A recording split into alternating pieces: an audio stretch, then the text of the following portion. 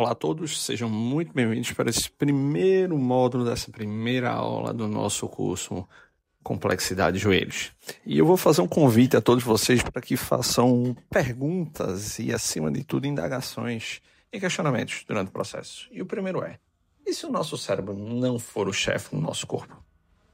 Será que todas as informações, será que tudo que nós realizamos é proveniente de uma ordem cerebral, de um mecanismo que seja top-down?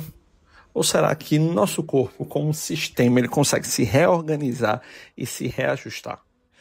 Antigamente tínhamos a ideia que o cérebro era o ditador, que todos os comandos vinham oriundos dele, então qualquer movimento seria por parte dele.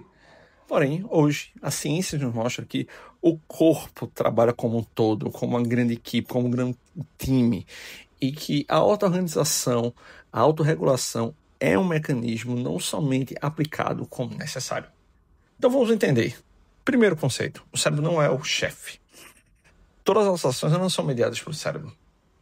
Imagine que se a gente tivesse que, num processo simples como caminhar numa calçada, tivesse que tomar todas as decisões provenientes desde as informações que chegam no apoio do pé, a atenção às pessoas que estão ao nosso redor na calçada, o desnivelamento da calçada, a interação com os carros que estão ao redor, a um ciclista que chegue, se tudo isso fosse analisado e feito propriamente somente pelo cérebro, seríamos, na realidade, grandes robôs, né? A gente teria que parar para poder analisar tudo e encontrar soluções. Mas não, todo o corpo, ele se autorregula. E isso remete ao bando dos estorninhos. Quem já viu, quem já teve noção ou procurar, vai ver que existem pássaros, e vamos dar o exemplo dos estorninhos, que vão em bando. E eles vão em padrões organizados, mas eles não têm um controle central. Esse controle é feito através da conexão entre um pássaro com outro, que geram padrões, que geram grupamentos e fazem com que esse voo seja sincrônico. Mas não existe um pássaro, um cérebro que domine tudo isso. Então, tudo isso acontece através do fenômeno chamado de auto-organização. A auto-organização nada mais é que um padrão complexo que emerge das interações de locais simples sem necessidade de um controle central. Por exemplo, o menisco do nosso joelho, ele é altamente auto-organizável. Suas estruturas que estão correlacionadas, como os mecanorreceptores, como OTG e outros, fazem um processo de auto-organização através da mediação no espaço. Então, a ordem ela emerge através do seguinte: cada agente segue uma instrução local e simples, que interage entre si e gera um padrão global. Então, na hora que a gente apoia um pé no solo para poder fazer uma mudança de direção, nossos mecanorreceptores do menisco eles conseguem fazer informações sensoriais ao redor que nos ajudam a entender o padrão no espaço. E isso faz com que a gente gere o gesto que a gente queira realizar. E a mesma coisa que acontece com os estorninhos. Cada pássaro funciona com uma parte do todo. E aí, Guilherme, fica a dúvida: e estabilidade e flexibilidade? O que são atratores e flutuadores? É aí que a gente vai entrar com mais aspectos. Atratores e flutuadores são estruturas dentro do movimento. Atratores são os movimentos mais estáveis, são padrões de movimento no qual nosso corpo está mais habituado e que tem uma menor demanda energética. São os componentes fixos dentro dos padrões de movimento que a gente faz. Imagina o seguinte: é o ato de caminhar, é o gesto padrão no motor da corrida, é o gesto padrão de uma aterrissagem. Já as flutuações, os flutuadores, são os componentes variáveis e que demandam altíssima energia no movimento. Então, é uma corrida em aceleração maior, é uma mudança de direção, é um salto no qual existe um componente horizontal, forças variáveis. Então, dentro do movimento, os atratores geram mais estabilidade de movimento, os flutuadores demandam uma adaptação. O custo energético dos atratores é mais baixo, enquanto os flutuadores é mais alto. Isso leva ao quê? A busca por ambas as coisas. Um bom movimento, um bom profissional do movimento, ele vai buscar dar repertório motor. E a prática do repertório motor, ela é fundamental, porque variar é a chave. Se eu só trabalho os padrões rígidos de movimento, eu não vou ter um grande avanço.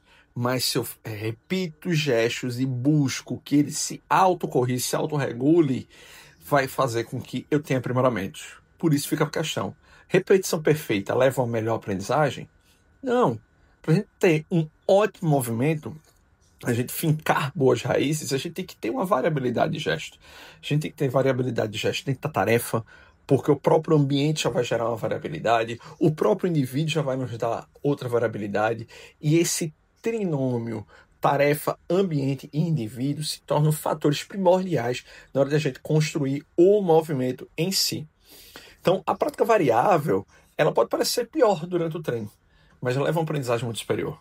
Então, na hora que a gente gera variações dentro desse trinômio e quando a gente gera uma variabilidade de gesto, ela é muito importante para poder a gente enriquecer o repertório motor do indivíduo. A longo prazo, esse indivíduo vai criando soluções e ele não vai ter somente uma chave para fazer o movimento. Ele vai criar uma chave mestra, porque é uma chave que tem um repertório de soluções muito maiores, uma variabilidade muito maior.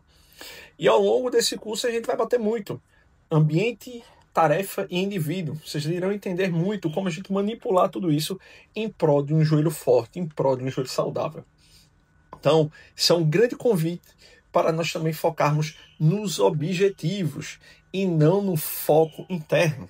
Então, a gente pensar, quando a gente pensa em um joelho forte, a gente tem que pensar nas demandas que aquele joelho tem, que aquele indivíduo tem. Então, por exemplo, a gente pega um golfista, a gente não vai dizer para ele elevar o cotovelo, fazer uma rotação interna de quadril e rotacionar o tronco, mas sim em bater a bola em direção ao buraco.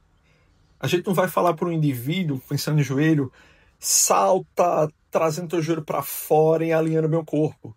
E sim ainda pensar no foco, no gesto, em onde a gente vai nutrir vias neurais mais rápidas e a gente vai dizer para esse indivíduo, amortece a queda, tenta suavizar ao máximo a tua queda, deixa o teu gesto cair como se fosse uma pluma. Foca no objetivo do gesto e não na ação interna, não em aduções e abduções, flexões e extensões. Direcionar a atenção para o resultado abre espaço para a organização do movimento. O indivíduo ele vai explorar o movimento, ele vai conseguir ter um entendimento muito maior do que ele tem que fazer e como fazer. E isso muda totalmente o jogo. Isso muda totalmente a forma como nós preparamos desde os nossos alunos de academia, de personal trainer, até os nossos atletas. Porque aí sim a gente não vai criar robôs. E a pergunta que eu fico para as próximas aulas é: você está programando um robô ou você está cultivando um sistema vivo? Você está alimentando um sistema complexo, pensando em um ser? Ou você está pensando em ações fixas de ação e inserção muscular?